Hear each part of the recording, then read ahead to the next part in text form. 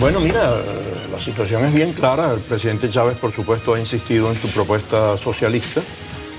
Tiene 14 años tratando de instaurar en Venezuela un régimen socialista. Para ello ha destruido, hay que decirlo claramente con todo el respeto del compañero, ha destruido prácticamente la economía venezolana. Venezuela depende cada vez más del petróleo, depende cada vez más de las importaciones. Es realmente impresionante el volumen de importaciones que ha estado recibiendo Venezuela, con una moneda claramente sobrevaluada. El tipo de cambio tiene unos cuantos años ya estabilizado ahí alrededor de los 10 en bolívares por dólar, me refiero al tipo de cambio libre. Sí. En tanto que la inflación ha sido sistemática en todos estos años. Ahora están logrando controlarla un poco, pero durante 2 o 3 años fue una inflación del 30%, cuando el promedio de las inflaciones en América Latina estaba alrededor del 5%. Eso es un detalle que los venezolanos tienen que estar bien claros. La inflación venezolana ha estado desproporcionadamente alta en todos estos años, y por supuesto cuando usted combina esos dos elementos, una moneda, un tipo de cambio que no se modifica y una inflación creciente, cada vez se hace más barato importar, cada vez conviene más importar. El resultado final de eso ha sido lo que el presidente Chávez quería, la destrucción del aparato productivo, del aparato productivo capitalista venezolano. Aunque solo sea muy puntual, cabe destacar que el presidente Chávez sacó a Venezuela de la Comunidad Andina de Naciones para meterla a competir en Mercosur, nada más que con Brasil y Argentina, como un mecanismo clarísimo para destruir a la economía, al empresariado venezolano. Bueno, eso le ha dado resultado, está destruyendo la economía y bueno. Ahora, Upel, te pregunto, porque mucho cuando se habla del tema económico se habla del paquete de Capriles, de las ofertas que ha tenido, en este caso, el candidato de la Unidad. Te pregunto, ¿qué ofrece el presidente de la República como medidas económicas? Porque han sido duramente criticadas, lo acaba de decir acá Emeterio Gómez. ¿Qué ofrece para un nuevo periodo el presidente de la República? Sí, primero, buenos días a todo el pueblo venezolano, al pueblo de Trujillo, buenos días a ustedes, al profesor, con mucho respeto. Sí, pero primero hay algo que hay que aclarar, ¿no? O sea, en ningún momento nosotros nos asumimos, seguimos ofreciendo con mucho orgullo y con mucha tranquilidad la propuesta del socialismo en Venezuela. Estamos convencidos que esta es la vía para seguir construyendo los indicadores, porque hay que hablar un poco con cifras, ¿no? Cuando el profesor habla de que durante la Revolución Bolivariana se ha destruido el aparato productivo, yo creo que hay que revisar qué había quedado de aparato productivo en los años 90, entre los años 80 y años 90. Aquí lo poquito que había, porque recordemos que las grandes riquezas aquí se construyeron no precisamente fomentando una industria nacional, sino los pocos que podían existir para el momento, los paquetazos similares al del candidato actual, al del candidato Capriles, tipo la Agenda Venezuela o el paquetazo o el Gran Viraje de Carlos Andrés Pérez, terminaron de destruir con propuestas que ojalá fueran como la que, con propuestas que realmente apuntaran a incluir o a seguir brindando los indicadores que hoy por hoy tenemos. Porque eso es importante también destacarlo. ¿Qué es la prioridad para nosotros? ¿Por qué el socialismo? Por una razón muy sencilla. Para nosotros la prioridad es el individuo. Y por algo hoy somos la sociedad menos desigual de América Latina. Por algo hoy... ¿Individuo del colectivo?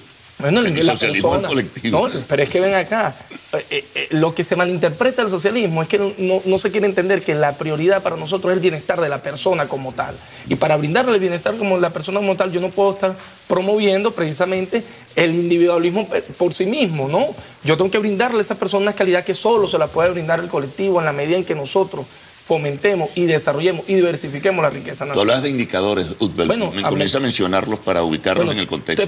Te pongo un ejemplo. Nosotros hoy por hoy, Venezuela, gracias a la recuperación de la independencia, porque esto también hay que tocarlo, profesor, si nosotros no hubiésemos logrado obtener el control de la industria petrolera, esos 500 mil millones de dólares que hoy, en estos últimos años, se han logrado invertir en salud, en educación, en vivienda, en alimentos, porque bueno, esos son los indicadores que queremos manejar. Usted habla de que hemos tenido que importar precisamente aquí aproximadamente 4 millones de personas que no entraban en las políticas públicas que diseñaban los gobiernos anteriores, comenzaron a poder consumir proteínas, consumen huevo, consumen leche, consumen carne, que ese aparato productivo que no existía y que para construir un aparato productivo, usted lo sabe como buen profesor de economía, es necesario dar una cantidad de tiempo que, por cierto, en un periodo, en 14 años, saboteado por quienes debieron ser llamados más bien a contribuir a la construcción del aparato productivo. Y hoy por hoy se presenta una ventana precisamente porque ahí es donde voy. Hay una gran diferencia, profesor, entre el planteamiento que traía la propuesta neoliberal, como fue la del ALCA, y una diferencia con el planteamiento de la posibilidad de entrar en Mercosur. Hay toda una serie de cláusulas que nos van a permitir realmente modernizar nuestro aparato productivo. Pero ¿cómo tú hablas de diversificar la economía? Y también quiero entrar con eso con el profesor. ¿Diversificar la economía en base a qué? Porque básicamente hemos trabajado con el tema petrolero. Si no hay industrias, hay cualquier cantidad de cifras de industrias cerradas. Si se ha trabajado en base a la importación, ¿cómo se hace para lograr entonces esa diversificación de mercado? ¿Cómo se va a lograr? ¿Y cuál es la propuesta en materia económica del presidente Chávez para eso? Porque lo ha dicho en cualquier cantidad de eventos. Vamos a diversificar la economía, no podemos quedarnos con el petróleo, la agricultura, pero ¿dónde están esos índices? ¿Cómo lo vamos a lograr? Bueno, fíjate, yo te voy a colocar un ejemplo. Hoy por hoy, en Guárico, se sembraron aproximadamente más de 200.000 hectáreas de maíz. Eso, y lo vas a poder ver cuando comiencen a cosechar nuestros productores. Eso es histórico. O sea, nosotros aquí, realmente una atención, donde no solamente los grandes productores, sino los pequeños y los medianos productores podían tener acceso a financiamiento para lograr una siembra y que estuvieran garantizados, que realmente pudieran ellos arrimar sus cosechas.